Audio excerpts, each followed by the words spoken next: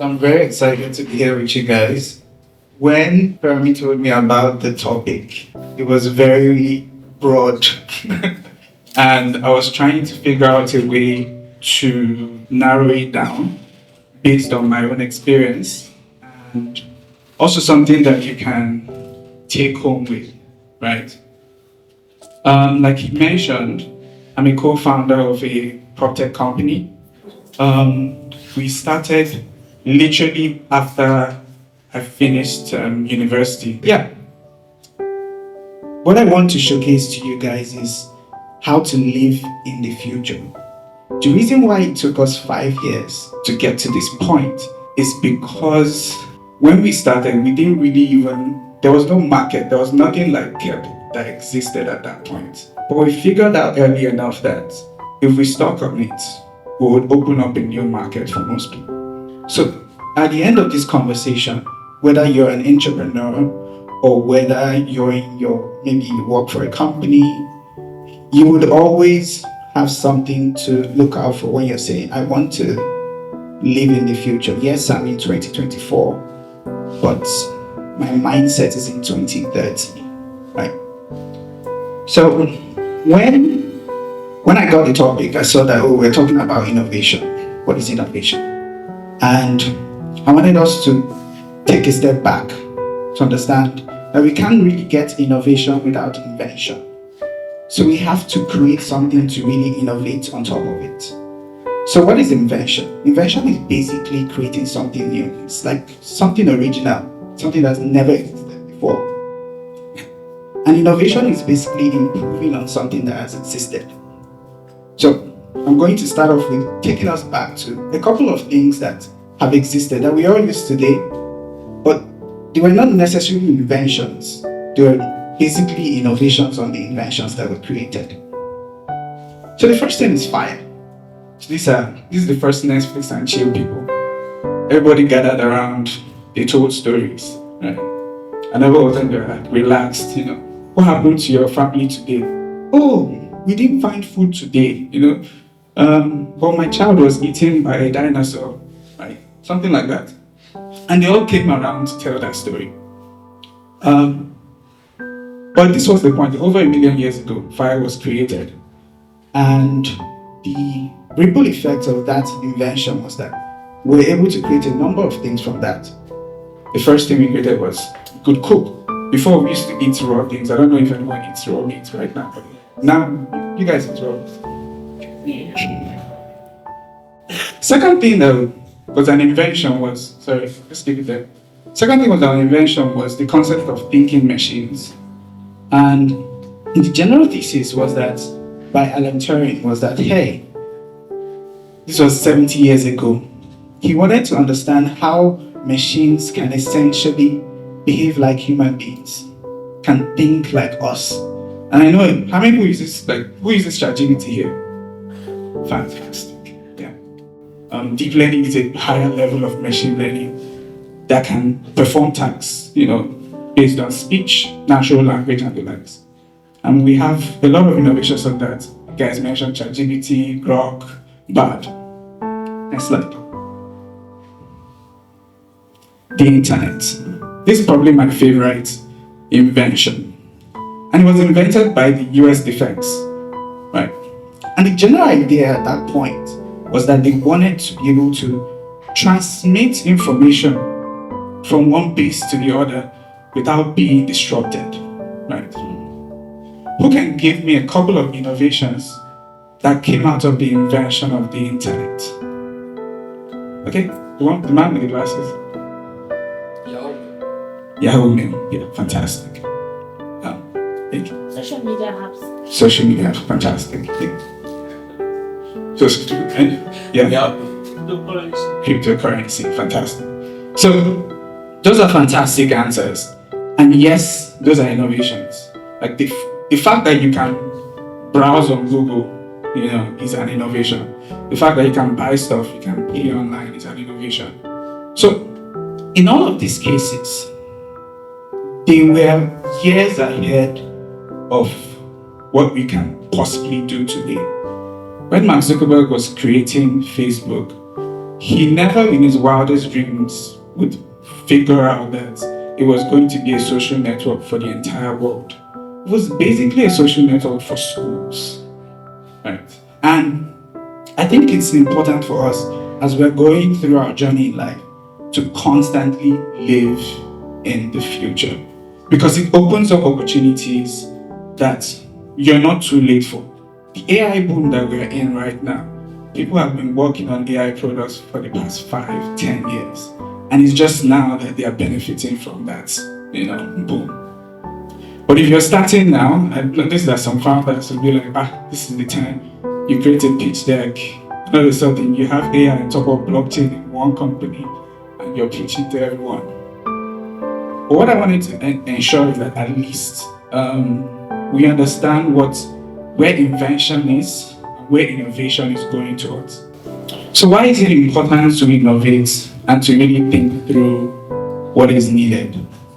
There are a couple of reasons. The first is economic outcomes. So what's the importance? The importance of innovating, right, is that you have an economic output around it. So when you're building something, there is always going to be what would make this thing worth my while.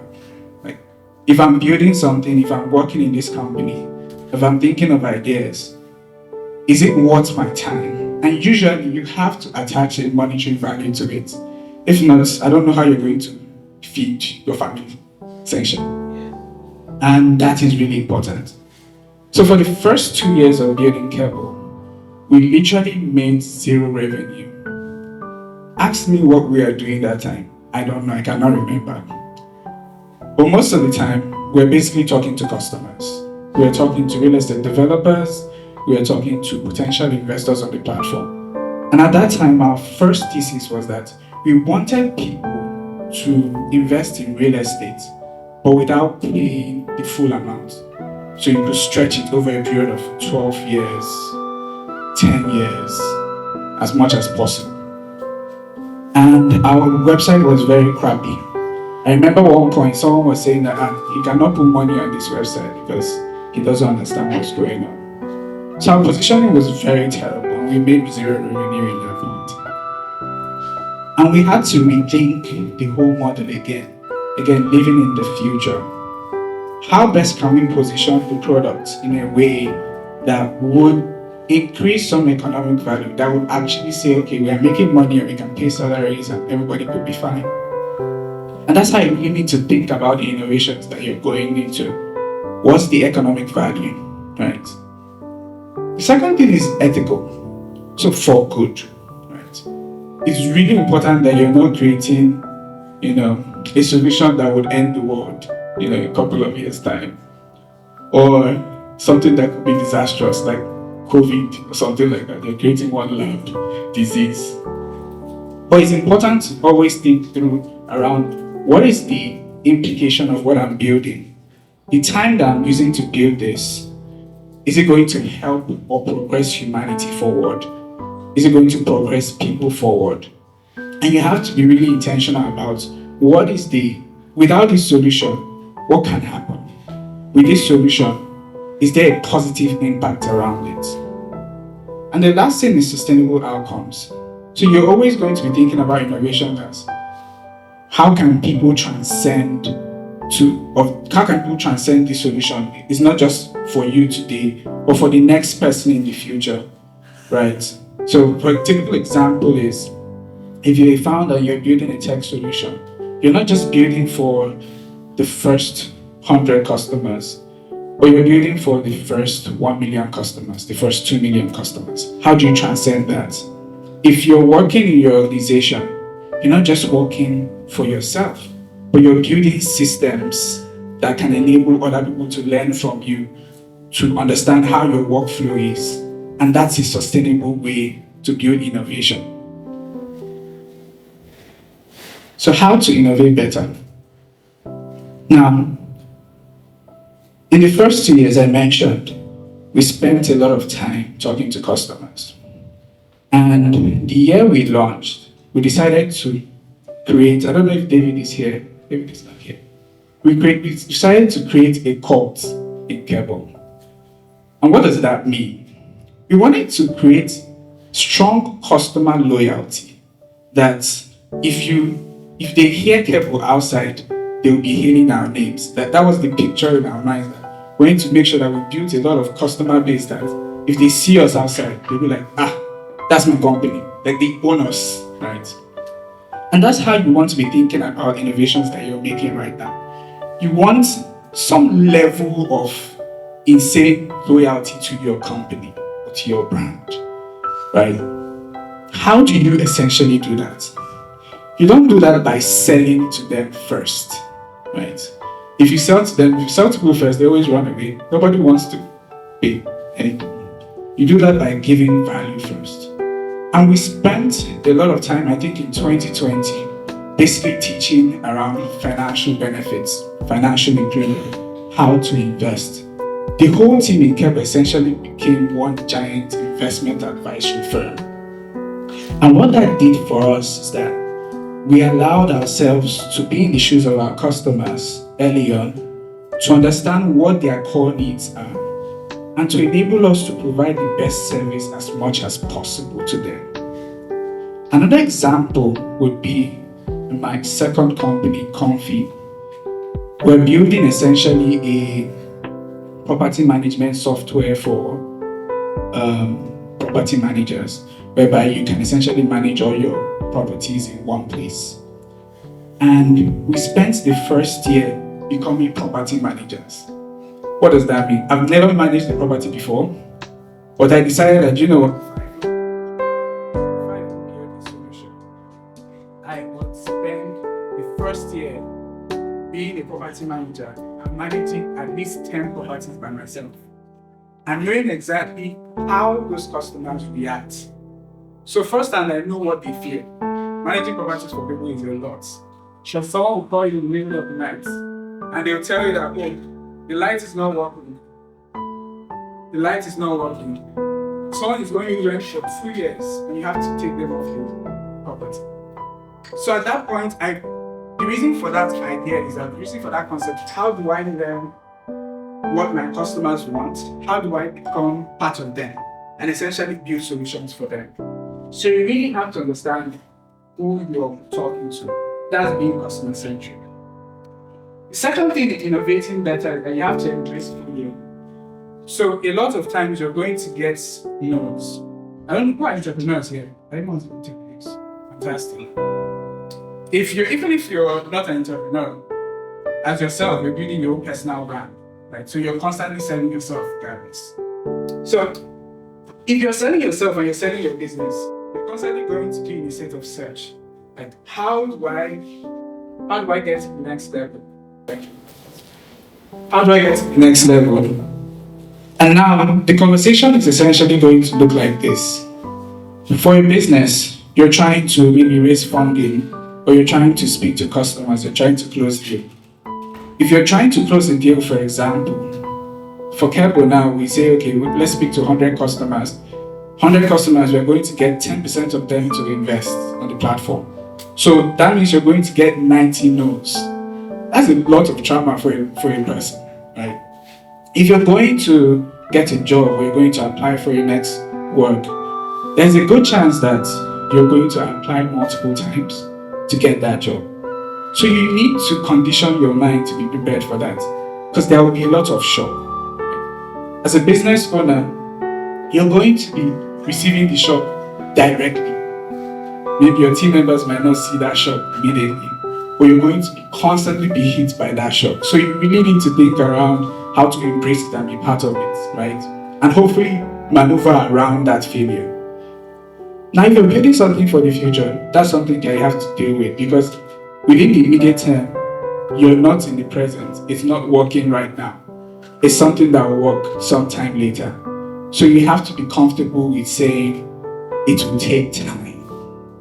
I'm willing to take the risk. The third is being quick to adapt, right? And adapting requires you to be very open to changes over time. So for example, 2 years ago, we decided that we're going to offer only dollar investment opportunities on the platform. What was our initial thesis for that? We realized that most of the real estate developers in Nigeria were losing money, were going into debt. And if a building was going to be constructed in 24 months, it was going to take the developer 3 to 5 years to do that because he was importing those building materials. And that was, someone will plan for 100 million in a project and they will need another 100 million to complete it. So what did we do? We noticed that that was the major pain point. And we decided that, okay, let's shift our focus to a different type of customer. Let's go global. And we decided to look for a different type of customer. We started offering dollar-based investment opportunities. Still real estate developers, but they are based in the UK, they're based in Canada, they're based in the US. And that allowed us to adapt to the crazy FX rate that's happened in the last 2 years, right? And as a business, you have to be thinking around what's changing in your market. As a person, you have to be thinking about, right now, how can AI be instrumental to me growing as a person? How can this new skill be important for me to get to the next level? And that's really important as a person. And the last stage is collaboration. So you can't really do it alone. You need the help of more people to make a dream come true. Whether you're trying to, I think Ferry was working with us for a while, and when he was working with us, we had to say, okay, how do we get more businesses to be part of Keble? We had to brainstorm, we had to think of it, but he was the one leading, right? I think in every organization, you have to find a way to work together to be able to achieve a common goal, right? So if you're a business, you have to find a way to bring people together. Sometimes it doesn't have to go your way. Sometimes you might even allow them to fail. Even if you see that, something might go wrong, allow them to fail. Sometimes as a team member, you have to be a team player. One of the things that we did earlier was to build a culture around saying we are not a family. I know it's a very weird thing to say, but you can't really shout at your daddy. You can't tell your daddy that this thing you're doing is not going well. You can't tell your mom that. But you can tell, if you're playing football, you can tell your teammate that that goal, you know, enter. Like last match, we are not hit at all. And that's the mentality when you're building a team. Right? A team is high performance. You don't come to your family gathering and say, what's our goal for this year? It doesn't happen. But you can come to your football team and say, how many goals do you want to score this year? Are we going to get to the championships this year? And that's the mentality you want to bring to your workplace. Everyone is a team. There is always this distortion when it comes to saying we're family, we are one. It doesn't really work that way. If you want to build a high performance team, if you want to have goals, if you want to have criticism, if you want to actually get to where you want to go to the innovation, everyone really needs to feel like we want to be 10x better. We want to win. Everyone needs to feel like they want to score a goal. Right? So what are the challenges?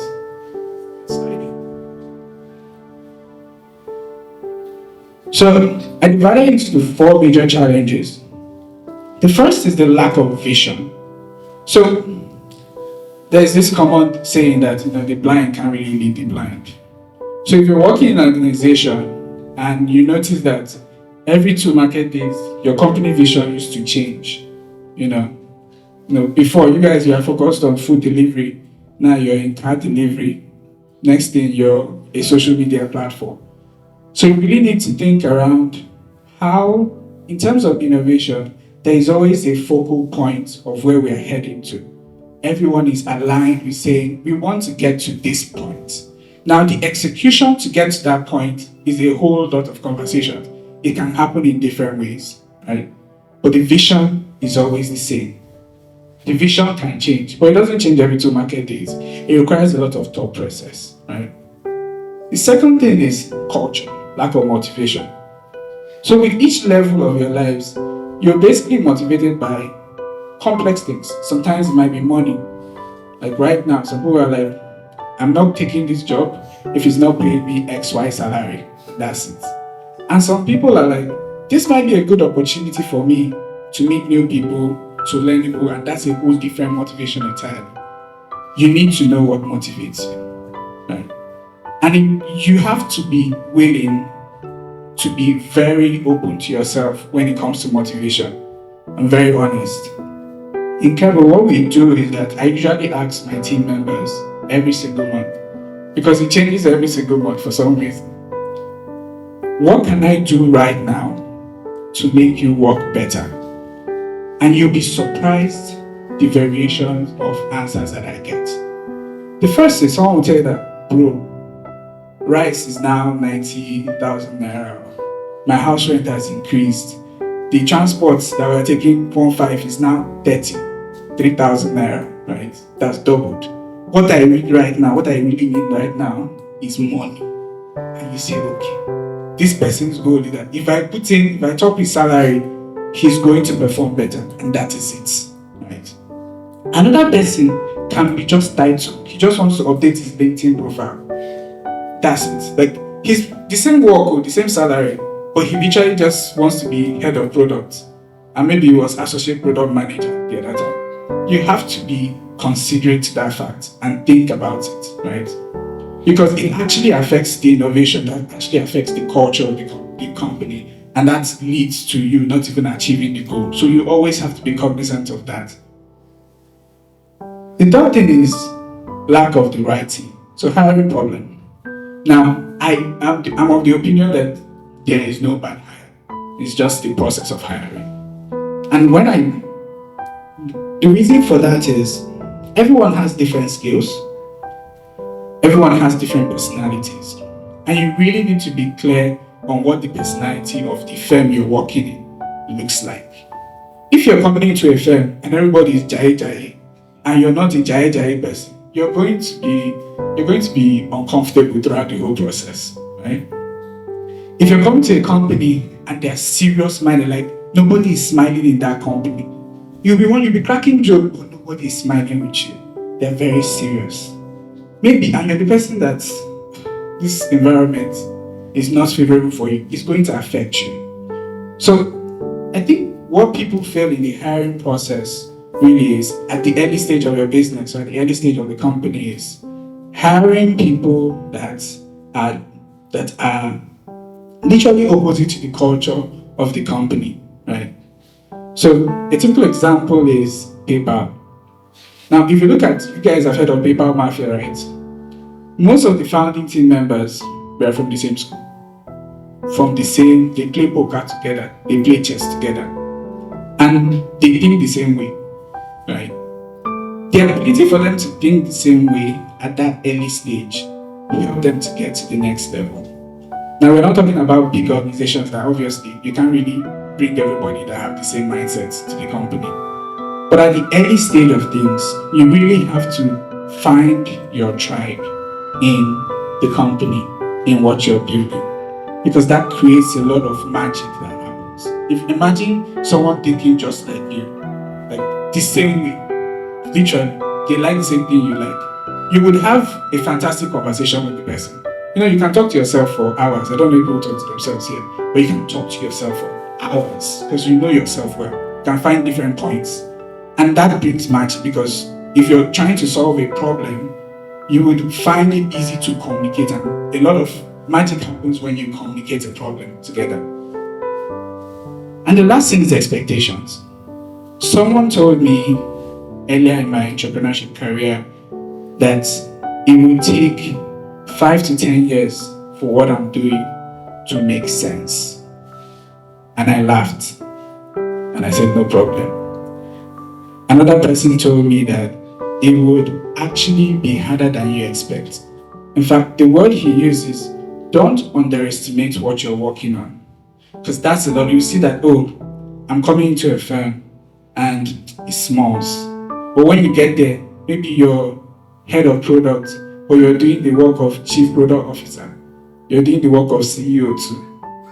So it's really important that you don't underestimate a lot of things. You give some room in your mind for expectations. So yes, it will be harder than expected.